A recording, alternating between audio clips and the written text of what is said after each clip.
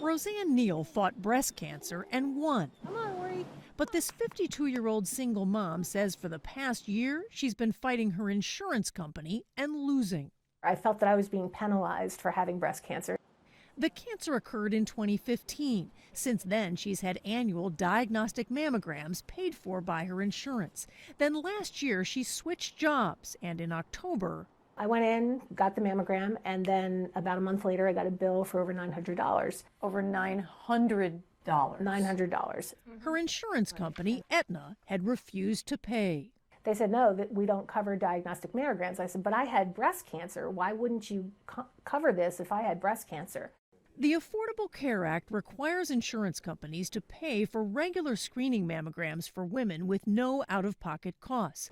But because she's a breast cancer survivor, Neal says her doctor told her she needed what's called a diagnostic mammogram, a similar test that's read more quickly every year for 5 years after her cancer treatment. So Neal appealed to Aetna.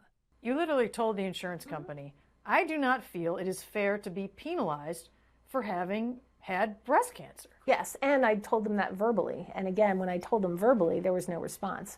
We're just not going to pay this.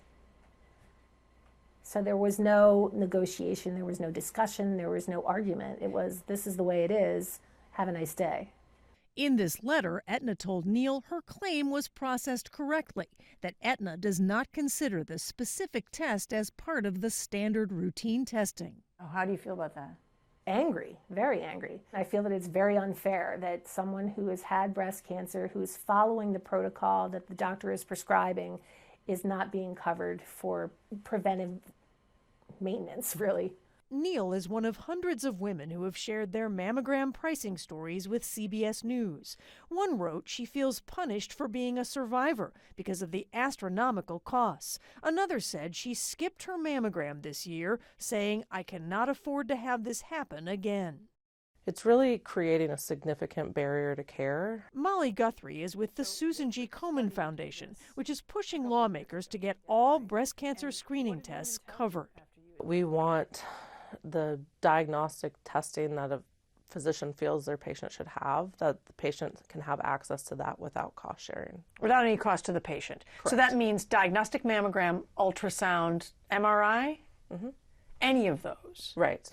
So far, bills have passed in 5 states. We've seen women discriminated against for a long time in health care. Congresswoman Debbie Dingell is co-sponsoring federal legislation in the House, but so far there are no Senate sponsors. We need to make sure that every woman has access to the tests she needs to know if she's got breast cancer.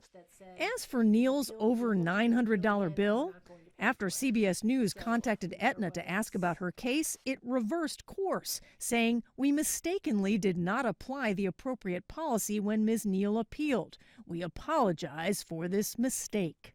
Neal says she doesn't believe it. So why do you think they do it?